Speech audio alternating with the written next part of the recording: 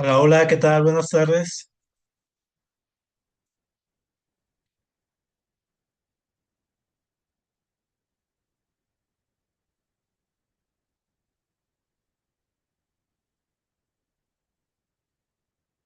Hola, hola, Michelle. Hola, Rafael, espero estén bien. Y bueno, vamos a comenzar con este eh, jueves de vacaciones y muy frío. Acá está en esta casa hace mucho frío, entonces tuve que cerrar la ventana y todo para poder estar y tener bufanda porque está hace mucho, mucho frío por acá. Y bueno, vamos a comenzar. Ahorita que lleguen los demás chicos, si no llegan, bueno, nos ponemos de acuerdo por el chat, pero obviamente tendríamos un receso por las vacaciones. Vamos a intentar terminar hoy la parte de geografía para, regresando en enero, comenzar con la parte, ya empezar con las materias, digamos, que van teniendo más peso. Entonces vamos a ver las historias, que son 20 preguntas en cualquiera de los cuatro exámenes, son 20 preguntas, tanto Historia de México como Historia Universal. Entonces iríamos ya enfocándonos hacia allá también. Luego de las historias pasaríamos a la parte de literatura, y terminando literatura, o sea, ya terminamos con eso todo lo de 10 materias, lo de 10 preguntas, todas las materias que son de 10 preguntas. Y ya entonces empezaríamos a empezar a trabajar con las materias más complicadas, como es matemáticas, química, física, biología, que son en este caso ya de 36 preguntas a 14 preguntas, en fin, ¿no? Va variando según también la rama a la que vayan. Entonces, bueno, así vamos a ir trabajando. Entonces, inicialmente estaba viendo que nos podríamos, o sea, terminar hoy la sesión y, bueno, terminando y tener en nuestro receso navideño, que seguramente ustedes también tienen sus vacaciones de Navidad y todo ese asunto. Y entonces sería martes 24, 20 y jueves 26, solamente son las fiestas navideñas. Luego el 31 se siguen en vacaciones y podríamos comenzar el jueves 2. Eso lo vamos a consensuar ahorita que lleguen los demás o por chat. Si comenzamos el jueves 2 o el martes 7. De entrada, ¿tú qué dirías, Michelle? Por el chat puedes decirme. Si el martes, el jueves 2 o el martes 7. Y tú también, Rafael, ¿qué piensas? ¿Qué día comenzamos? ¿Qué día comenzamos? ¿Jueves 2 o todavía están como muy en la vacación? ¿O el martes 7 que ya recibieron sus regalos de Reyes y todo? Ajá, Michelle el 2, vamos a hacer la encuesta. Michelle dice que el 2 ahorita que nos diga Rafael, y bueno, vamos viendo, ¿no? Vamos a ir haciendo por consenso. Muy bien, bueno, pues vamos a comenzar, pero bueno, ya tenemos un voto. También Rafael dice que pues también le podrían gustar los dos. Bueno, entonces vamos a ir consensuándolo y también un poco como vayan regresando de las vacaciones, ¿no? Ahorita con esos tres chavos lo seguimos. Bueno, entonces nos habíamos quedado en la sesión anterior en esta parte, en la parte del clima. Habíamos visto los climas, habíamos visto aquí cómo se componen y la clasificación de Köppen-Geiger. Acuérdense que les decía que en el examen, y seguramente Michelle te acuerdas, que les pregunta sobre todo la parte de las claves, ¿no? A, R, A, M, o sea, esas clavecitas como que sí hay que revisarlas muy bien, sobre todo la parte de los tropicales, los tropicales, los templados y los desérticos, ¿no? Estos son los principales, o sea, los C, los T y los A, ¿no? Estos que están acá y los B que son los célticos. Entonces, eso hay que darle un repaso. Muy bien. Y ya para terminar esta parte de la geografía física, a ver, decíamos un poco que la litografía es la rama que estudia lo que es la parte de las piedras, de la tierra, ¿no? a la parte de las montañas, todo eso. Luego está la hidrografía, que estudia la parte de las aguas, y la parte de la climatología, que estudia la atmósfera. Entonces, obviamente, por ejemplo, en este mapa podemos ver las diferentes tipos de montaña que tenemos: cuencas, sierras, picos, valles, llanuras, pie de montaña, laderas, montaña, la cima, ¿no? El precipicio, etcétera. Una de las preguntas muy clásicas que son es: ¿dónde se lleva a cabo mejor la vida? En este caso, la vida en el sentido de las ciudades, es decir, ¿dónde se construyen más ciudades? Pues obviamente en las mesetas. ¿Por qué? Por ejemplo, en la Ciudad de México, ¿no?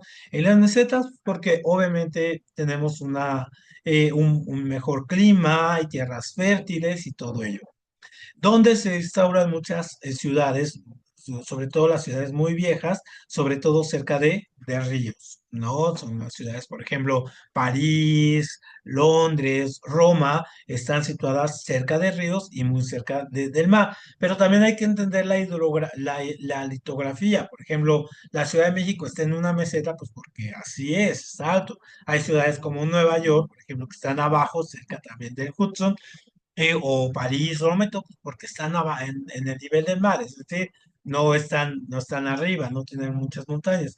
Pero digamos que la parte ideal, por la parte de las inundaciones, lluvia, y todo eso sería una meseta, es donde mejor se tienen las consideraciones para poder llevar a cabo una ciudad y estar bien.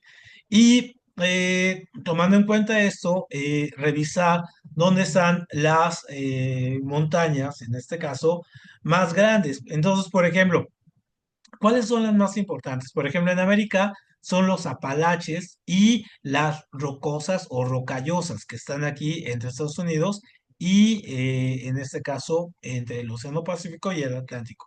Todos los Apalaches están acá, las rocosas acá. Y parte de las rocosas va a ser, en este caso, las sierras. Ahorita vamos a ver en específico la Sierra Madre del Sur, la Sierra Madre de Occidente, en fin, que llegan aquí a México. Pero estos son de los principales en Estados Unidos, los Apalaches, y siempre los preguntas. Ahora, en Europa tenemos muchísimos más. Por ejemplo, tenemos los Balcanes, aquí tenemos los Alpes, ajá, que son los Pirineos, que es la frontera entre España y Francia, los Alpes, la frontera entre Francia, Italia y Suiza.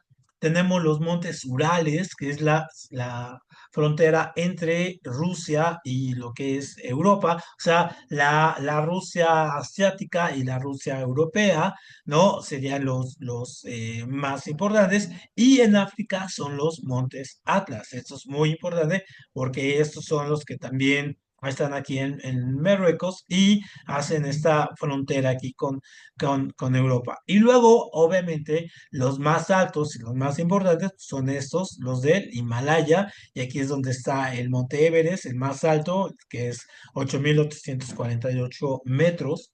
Ahí, pues, obviamente es la punta, es lo más alto. Entonces, estos son aquí, ¿no?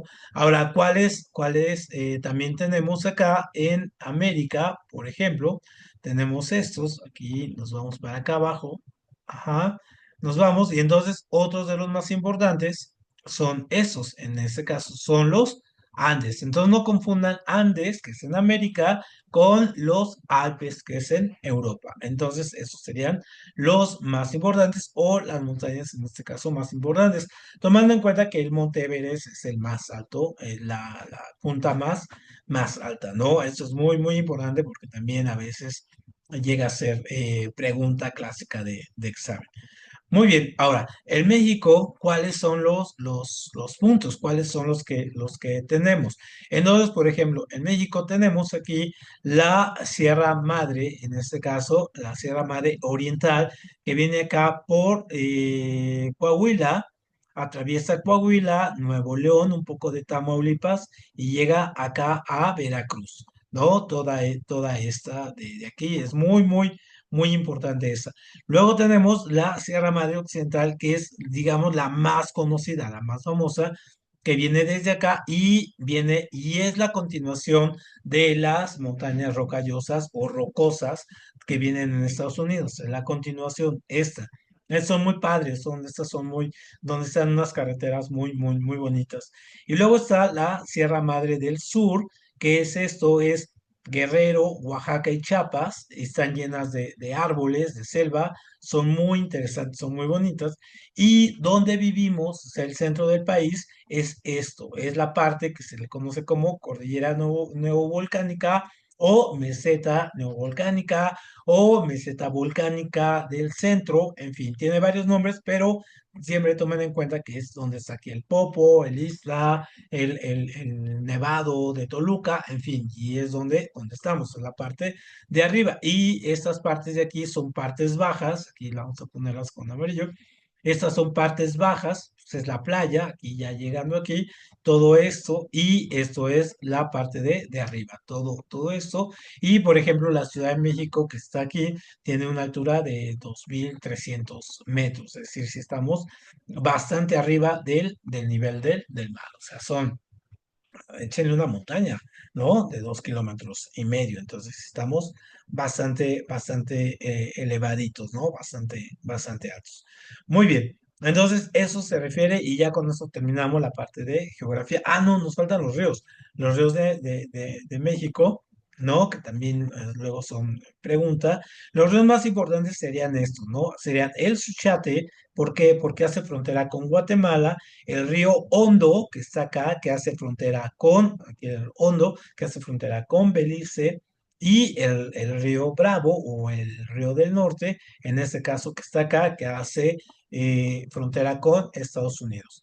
Ahora, los ríos más caudalosos, en este caso, son esos, son el Papaloapan, el Coatzacoalcos y el Tonala, que son estos ríos de acá, que son muy caudalosos, pero el más caudaloso y el más grande es el Grijalba o Sumacinta, ¿no? Es un río muy ancho, muy caudaloso y donde hay un gran comercio a través de barcos. Y hay ríos, por ejemplo, aquí el río Lerma, que parte desde acá y llega aquí a la ciudad, bueno, más bien de la ciudad y a través y llega hasta acá, es un río que está muy sucio, es un río que usualmente tuvo mucha fuerza en el pasado, ahora está completamente echado a perder, ¿no? Sobre todo porque pues se llenó de contaminación. Entonces, otra vez, ¿no? Grijalbo, Usumacinta es el más caudaloso, el más grande. Otros ríos, también Papaloapan y Coatzacoalcos, son de comercio. Suchate es la frontera con Guatemala y el Hondo con Belice y el del norte o el Bravo, en este caso el río Bravo, es en la frontera con los Estados Unidos. ¿Sale? Muy importantes esos ríos. Muy bien, y en este caso aquí los climas, ustedes se fijan en el mapa de climas, México tiene un clima predominantemente seco. Entonces, si se fijan aquí, este es el clima, si se fijan, es el que predomina más junto con el templado, ¿no? O sea, el seco, vean, es esto porque aquí hay desiertos, este amarillo es muy seco, o sea, toda esta parte es muy seca y esta es la parte templada. Y toda esta parte que es muy bajo es húmedo o subhúmedo. ¿Por qué? Pues porque obviamente ahí es donde se concentran las tierras bajas. Entonces sí es muy curioso cómo se puede ver en diferentes temporadas cómo se ve en este caso la México, porque uno si lo ve desde arriba, pues aquí ahorita se los pongo. Aquí se ve como muy, bueno, de hecho aquí se ve muy bien. A ver, dejen ponérselos aquí en el mapa. Ujú. Aquí y ahí se ve.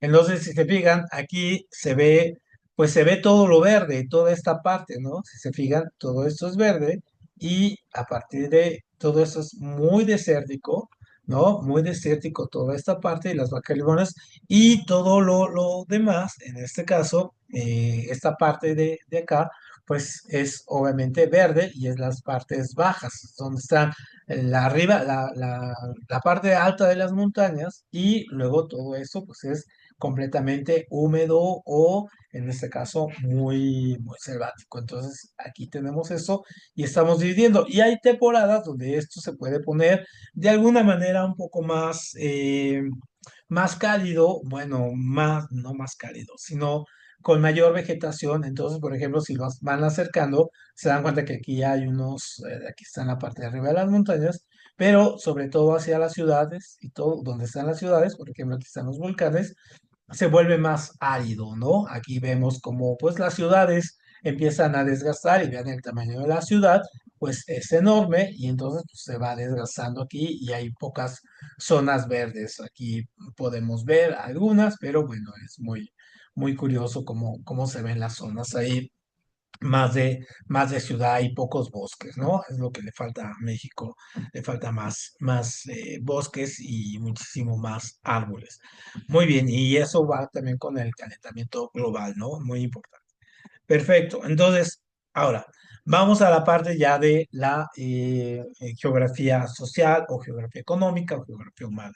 En ese caso, aquí lo que revisamos es las zonas económicas, primero, de que tiene México y qué es lo que produce cada uno, ¿no? Entonces, por ejemplo, tenemos la zona noreste, que es esta de acá, la zona noreste. Esta, que es en este caso Sonora, Sinaloa, ¿no? Las Bajas California, Nayarit, y obviamente esta zona es muy rica, sobre todo por la parte aquí de la pesca, ¿no? Tiene dos zonas de pesca, una de este lado, otra de este lado, y todo ello, y tiene muchos ríos también, ¿no? La centro-occidente que está acá, esta se le conoce como el granero de México, porque aquí prácticamente es donde más se siembra, es decir, muchas de las cosas que comemos, en este caso, vienen de aquí, de la siembra que se da aquí. El aguacate, los plátanos, el maíz, no, las verduras, en su mayoría vienen de esta parte. Luego la parte del norte, ¿no? Que es la parte del desierto, también tiene producción, pero sobre todo más ganadera.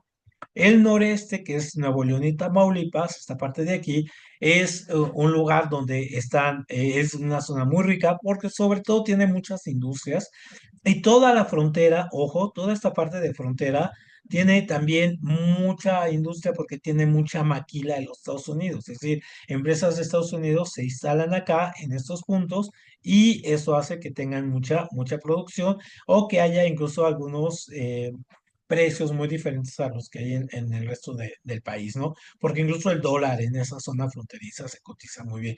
Luego esta zona del Golfo de México, que es en este caso Veracruz, Campeche y Tabasco, estos estados de acá, pues ¿cuál es su producción mayor? Pues el petróleo, ¿no? De aquí es donde viene el petróleo de México. Luego está la península de Yucatán, que pues, es el turismo, donde está el famoso Tren Maya y toda esta cuestión del turismo. Es una zona muy verde.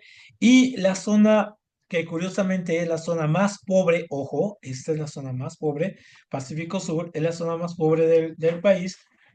Sin embargo, es una zona muy rica en recursos, es decir, tiene mucha producción de maderas, tiene producción agrícola y todo ello, pero obviamente tiene un nivel de producción industrial muy bajo y el centro sur, que pues, obviamente es donde estamos nosotros aquí en la ciudad, es donde se lleva más a cabo el comercio, ¿sale? Ahí es muy importante porque el comercio, pues básicamente de aquí llega todo acá y de aquí se distribuye o de aquí, muchas veces de aquí se manda a los puertos, hay varios puertos aquí, acá o por acá y de aquí sale mucho de acá y sale mucha producción, pero mucha que viene de aquí del centro sur. Es muy curioso cómo se dan las rutas de comercio porque muchas llegan al centro y luego de aquí se distribuyen hacia afuera, ¿no? Estamos muy centralizados el país, o sea, sus rutas comerciales son muy así. Entonces, revisando un poco en más en corto o más específico, por ejemplo, la zona noreste, que es las Baja Californias, Sonora, Sinaloa, Nayarit, ahí se consume mucho jitomate, por ejemplo, y sobre todo esta cuestión de que tienen los camarones, por eso estos restaurantes sinaloenses, si alguna vez los ven, son estos donde venden estos tacos gobernador o tacos de camarón, todo ese asunto, son muy fuertes, tienen muchos recursos. En este caso, tienen la parte tienen pocas minerales, pero por ejemplo, se produce mucho cobre y el hierro y el carbón, ¿no? Se produce, aunque se produce más en Chihuahua y en Coahuila, y tienen una producción agrícola muy fuerte y el jitomate, ojo, es donde vienen los jitomates que consumen en sus casas, vienen de aquí, ¿no? De esta zona. Se tiene muy buena producción en este caso de jitomates. De hecho, por eso los jitomateros, hay un equipo de béisbol que se llama los Jitomateros de Sinaloa y de Culiacán, y vienen de aquí, de esta zona que está aquí en azul. Muy bien. Entonces, es esta zona. Ahora, la zona norte, la que decíamos Chihuahua, Coahuila, Durango, Zacatecas, San Luis Potosí, pues es una zona muy desértica, es una zona muy grande. Cuando ustedes andan por acá, pues dicen, ¿cómo vive esa gente? Bueno, tienen muchos recursos hidráulicos que provienen, sí, del río Bravo, ¿no? Que llegue, perdón, tienen pocos recursos hidráulicos en el río Bravo, pero las demás estados, obviamente les prestan agua. Ahí tienen agua de pozos y todo ello, tienen pocas lluvias, pero los ambientes se mantienen con cultivos con agua tratada y obviamente, pues por eso el cultivo de riego, entonces su producción depende de otros lados. Sin embargo, lo que llegan a cultivar es por los grandes territorios, pues producen mucho algodón, trigo, sorgo, forrajes, fibras duras y también tienen una parte muy importante de ganadería. Entonces, tienen una gran industria ganadera y entonces por eso muchas ferias ganaderas se hacen en esta zona y llegan vacas, toros, muchos cerdos y todo, llegan también de esta zona. Los cultivan o cómo los tienen, pues obviamente saben que el agua es limitada, entonces tienen ahí unos criaderos bastante elaborados donde pues, no tienen desperdicio del agua, ¿no? Luego, la zona noroeste de Nuevo León y Tamaulipas es una zona que es una zona muy rica sobre todo porque tiene zonas digamos, para sacar madera y para también sembrar, pero también tiene cítricos, también tiene pesca. En esta parte de acá, aquí tiene la pesca y tiene sobre todo la industria manufacturera, es decir, mucha de la industria que está en Estados Unidos se viene y se pone acá, ¿no? Y aquí tiene su base y también ya tiene su propia industria, ¿no? No nada más es de maquila, también tiene su propia industria y entonces obviamente genera mucho. Entonces ahí hay muchísima gente. En la tercera concentración urbana, ¿no? La primera es aquí en el centro, en la Ciudad de México, la segunda es Guadalajara y la tercera es acá, que está en Monterrey. Y pues obviamente tienen una ideología, la gente del norte, un poco complicada porque sienten que se quieren independizar del país, en fin, y todo ello. Bueno, pues porque tienen grandes recursos y pues obviamente sienten que pertenecen más a los Estados Unidos que a México, ¿no? Tienen ese pequeño problema ahí la gente de estos lugares. Luego, aquí la gente del centro occidente, es decir, esta que está aquí en amarillo, ahí les decía que es la parte más activa tanto para ganado como para la parte de la siembra. Entonces, pues vean todo lo que se tiene, ¿no? Ajonjolí, alfalfa, algodón, chile, vid, fresa, maíz, plátano, sorgo, sandía, en fin, tienen una gran producción de agrícola, pero también ganado, tienen ovejas, tienen puercos, tienen cabras, tienen vacas, y tienen también esa industria, ¿no? La industria química, el calzado, papel, madera, alimentaria, pues producto de todo ello. Entonces, esa zona centro-occidente es muy rica y es el granero de México y es la zona que mayor produce alimentos para el país, ¿no? Eso es bien importante. Luego tenemos la de Guerrero, Chiapas, y que está aquí en verde, esta de acá, que es la más pobre, aunque es la más pobre económicamente, aunque tiene los mayores recursos, porque tiene playa, ¿no? Por ejemplo, está Acapulco, están las playas de Oaxaca, y todo.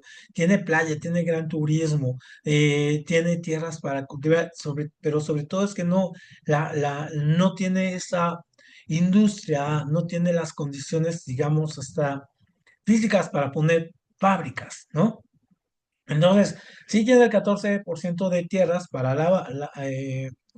para usarlas de agricultura, sí, pero también no tiene los recursos para que se elaboren ahí, ¿no? y tiene mucha pesca, aunque no necesariamente el mar aquí es muy bravo, entonces la pesca usualmente viene de acá, ¿no? Lo que nosotros comemos de pescado y todo viene de acá, no de acá porque aquí el mar es muy, muy, muy bravo y tiene muchas reservas de petróleo que no se usan, ¿no? Por eso se le conoce como reservas y eh, tiene mucha agua, ¿no? Y hay mucha, mucha, mucha agua también ahí, ¿no? Y luego tenemos esta que es la zona centro-oeste, que es donde estamos nosotros, la Ciudad de México, y tiene pues un pobre en producción agrícola, ganadera y minera, no tenemos tantas minas como si las tenemos acá en Chihuahua, Coahuila, acá se produce mucho carbón y acá ha habido accidentes como este de pasta de conchos, que se cayó una mina y dejó atrapada a mucha gente, pero tenemos sobre todo la cosa de el comercio. Entonces, el comercio y hay fábricas, hay zonas industriales, por ejemplo, si ustedes van al norte de la ciudad, incluso o van para Querétaro, todos esos lugares, se dan cuenta que hay muchas fábricas, entonces, bueno, ahí lo vamos viendo, ¿no? Como tenemos toda esa zona que después vienen productos de Sinaloa y todo, aquí se trabajan y salen las latas, por ejemplo. Llegan los jitomates, se elaboran aquí, salen las latas de salsa capsu. Muy bien. Y luego la zona oriente, que es esta zona que tenemos acá, petrolera, Tabasco, ¿no? Veracruz, pues también tiene mucha parte de pesca, ¿no? En esta, el róbalo, que es este pez que puede estar en agua dulce y en agua salada. Tenemos ostiones, pulpos, el mero, que se consume muchísimo. Tenemos también el azúcar, ¿no? Gas, derivados del petróleo, muchísimos. Digamos que es la zona petrolera por excelencia ahí. Y también se tiene vainilla. Me tocó estar en una plantación de vainilla, es una de las cosas más impresionantes que uno ve.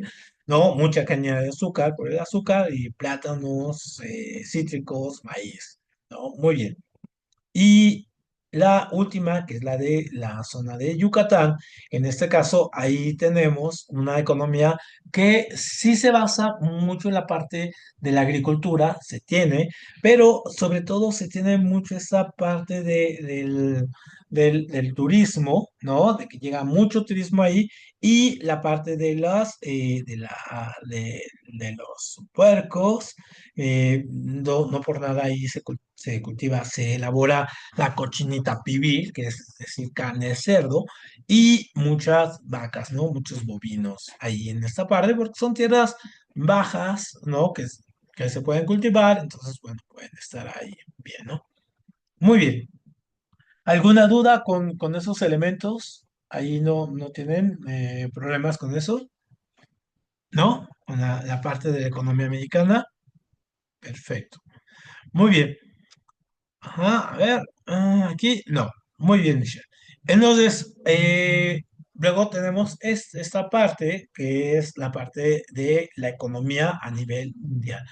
Obviamente estamos ahorita viviendo un proceso que se llama globalización. ¿Qué pasa con la globalización? Es decir, tenemos este asunto de que las economías están mayor conectadas en el mundo, tienen, por tanto, las comunicaciones electrónicas como barcos, aviones, todo ello, se pueden comunicar mejor y hay mayor intercambio de mercancías. Pero al mismo tiempo, las economías para poder sobrevivir necesitan agruparse. Entonces, para agruparse y poder competir en conjunto. No como país solos les cuesta mucho trabajo. Entonces, por ejemplo, en México, Canadá y Estados Unidos tenemos el METEC, que ahora se le conoce, que antes era el Tratado de Libre Comercio, el TLCA, y ahora pues es el TEMEC, ¿no? Que es el que quiere Trump echarlo abajo, no renegociarlo, es este. Pero, por ejemplo, en América del Sur tenemos esto que es el Mercosur, ¿no? Que es aquí la asociación entre estos países, los países más poderosos en América del Sur, que es Brasil, Argentina, Bolivia, sí, Bolivia, Uruguay y Paraguay, ¿no? Entonces son dos países más ricos como Argentina y Brasil con otros países más chiquitos, ¿no? Luego tenemos aquí estos en azul que están en México y con estos de acá que son los del Asia-Pacífico, ¿no? Y también tenemos aquí en África, bueno, en Europa, pues tenemos la Unión Europea, que es esta, que son estos que son muy poderosos. Tenemos acá lo que se llama la Comunidad de Naciones Independientes, lo que es Rusia con los países que antes eran Rusia. Tenemos aquí China con la India, que se llaman los BRICS, ¿no? Que es una comunidad de países también muy fuerte, muy económica fuerte. China, pues es la segunda potencia mundial en este momento. Tenemos los tigres de Oriente, que es acá Japón con todas las Filipinas, Indonesia y todo ello, las Coreas, demasiado fuerte, y en este caso África también tiene su comunidad de centroeuropea, centroafricana, o la comunidad acá que llega con, son países pobres, pero no por pobres se tienen que dejar, entonces se unen, o estos países donde está, estos Emiratos, que es donde está esta cuestión de Dubái y todos esos países basados en el petróleo, o la Unión, en este caso, sudafricana de países, que está aquí, ¿no? Entonces, ya ustedes en el Open Test pueden ver esta presentación con un poquito mayor de detalle, pero digamos que todos estos países, por ejemplo, acá en el centro, los países centroamericanos, se tienen que unir para poder competir, ¿no? Si no se unen, entonces sus economías son muy débiles y corren el riesgo de quebrar, por eso se unen. Y esto también nos da la parte de que tengamos países desarrollados o subdesarrollados. Tiene que ver también con la historia, es decir, hay países como los europeos que son ricos debido a la historia, porque de ahí digamos que desarrollaron mucho más temprano algunas herramientas, tanto de comercio, políticas, de guerra y todo ello, y mientras, por ejemplo, en Europa ya había elecciones, democracia y ya se estaban construyendo muchos elementos, aquí en América todavía se estaban haciendo pirámides y todavía estamos en periodos de desarrollo muy primario. ¿Por qué? Bueno, pues porque también se pobló diferente América, ¿no? O África, que lo tomaron como comunidades para esclavos, igual que Asia. Entonces, mucho tiene que ver ahí. No, no necesariamente es porque sean ricos, porque siempre han sido ricos, no, sino también hay historias, la vamos a ver con historia un poquito más, como estos países, los países ricos, ahora son muy ricos, ¿no? Y los países en desarrollo o países pobres, como México, cada vez son más pobres y le cuesta más trabajo.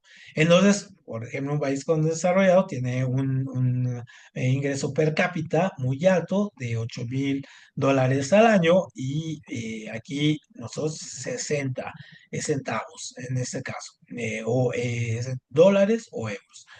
Entonces, ¿qué es lo que pasa aquí? ¿Qué significa ingreso per cápita? Es todo lo que se produce en un país dividido entre los habitantes de un país. Entonces, por ejemplo, México tiene 130 millones de países y tiene un ingreso per cápita pues muy bajo. Y hay países que tienen muchos habitantes, como Estados Unidos, tienen 360 millones de habitantes, pero tienen un ingreso per cápita muy alto. ¿Qué es lo que sucede? Bueno, pues tienen la economía más acelerada, tienen mejor distribución de la riqueza y en México no. En México hay muy pocos ricos y hay muchísimos pobres. En Estados Unidos hay una clase media muy grande. Hay pobres, claro, pero son los menos y hay una cantidad de multimillonarios pues muy, muy, muy grandes, ¿no? Entonces, bueno, en historia vamos a ahondar en las características del desarrollo y el subdesarrollo, sobre todo ya en el siglo XX, ¿no? Y tenemos esta cuestión de también, es decir, un poco la diferencia entre países ricos y países pobres, pues tiene que ver también con su tasa de nacimientos. Entonces, por ejemplo, en esa tasa de nacimientos vemos que sí ha disminuido los nacimientos, es decir, cada vez se nacen menos y las muertes cada vez son más. Si se fijan, va subiendo el número de muertes y va disminuyendo el número de nacimientos. Es decir, va viendo una proporción diferente, en este caso entre nacimientos y muertes, y en los países ricos nace menos gente y muere menos gente. por ejemplo, ustedes van a Alemania, es una sociedad vieja, es decir, la mayoría de la gente está entre los 30 a los 60 años, ven pocos niños, o sea, sí los hay, pero ven pocos, pero si ustedes van a un país africano, ven muchísimo más niños que gente grande. ¿Por qué? Pues porque la gente grande muere, ¿no? Por enfermedades, desarrollo, pobreza, y ahí tienen analfabetismo, tienen pocas condiciones de salud, tienen pocos planificación familiar, entonces también hacen muchos niños, ¿no? Entonces, eso es muy importante. Entonces, por ejemplo, aquí podemos ver, por ejemplo, cómo ha ido aumentando la población en México de los años, en este caso de 1910, que teníamos 15 millones aproximadamente, a el 2020, que fue el último censo, que tenemos 126 millones, ¿no? O sea, vean cómo ha ido aumentando exponencialmente aquí. Y en este caso, la edad. En este caso, la edad donde que hay más gente está entre los 10 y los 14 años, es la gente que más habita, ¿no? Y en este caso, por ejemplo, ustedes son entre 14, 15 a 19, pues son la segunda población más grande. Y, por ejemplo, gente de mi generación, pues está acá, ¿no? Que estamos aquí, somos cinco y tantos, o sea, vamos disminuyendo. Se fijan aquí, entre más grande, pues hay menos gente, y entre más chicos, pues hay más gente. Entonces, eso también habla de cómo van evolucionando las sociedades. Y ya por último, tenemos esta cuestión de la migración. Obviamente, la globalización y las condiciones económicas de cada país hacen que la gente trate de buscar en los lugares donde poder vivir o tener una vida mejor, pero también están las guerras, la pobreza, las enfermedades. Entonces, obviamente, la gente de los países pobres emigra, ¿no? A los países, en este caso, de alto potencial o ricos. Entonces, por ejemplo, vemos aquí que son los países en rojo, es a los destinos donde va la gente, ¿no? Donde llega la gente a vivir, ¿no? En Europa, por ejemplo, Estados Unidos, Australia, o acá, que son los Emiratos, en este caso donde está Dubái y todos estos, que llegan acá, o acá a Sudáfrica, que es una parte rica, o aquí a Argentina. Sin embargo, esto ha ido cambiando. Porque ahora Argentina está pasando por una crisis económica tan fuerte que pues obviamente ya no se hace, ya no es un destino de migración, más bien ahora la gente migra de ahí, ¿no? ¿Y de dónde migran? De Perú, Colombia, de Brasil, pero cada uno, ¿no? Por ejemplo, de Brasil se van para acá, de México se van a Estados Unidos, de América Central se van acá, de los de aquí se van acá. ¿No? Los de Asia igualmente llegan a Europa. Si se fijan, hay pocos migrantes de México a Europa, ¿no? Pero mucha gente, por ejemplo, de acá, de Asia, ve como destino acá Estados Unidos. Incluso gente de Europa que está aquí, pero de la Europa pobre, también se viene, ¿no? Para acá. La Europa pobre, lo vamos a ver en historia, son estos países que cayeron que cayeron primero con los nazis y después con los comunistas, y entonces obviamente tuvieron que emigrar la gente porque está en condiciones de pobreza. Entonces, bueno, este mapa también lo pueden encontrar en el OpenTest. Ya todo esto que tenemos aquí, todos los materiales los tenemos, también están los videos, traten de verlos, aunque los vamos a ver en clase, pero también es importante que ustedes los vayan viendo también por su cuenta, adelantando un poco ahí para que vayan, no le vayan perdiendo las cosas.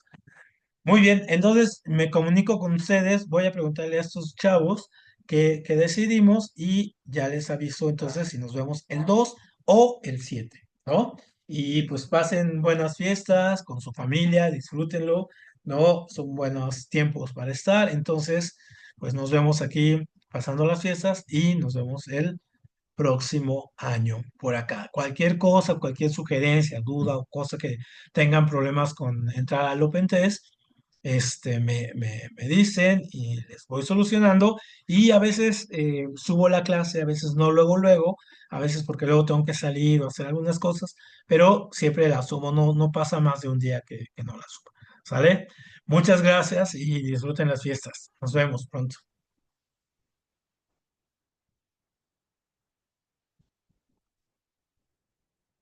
Igual para ti, Michelle.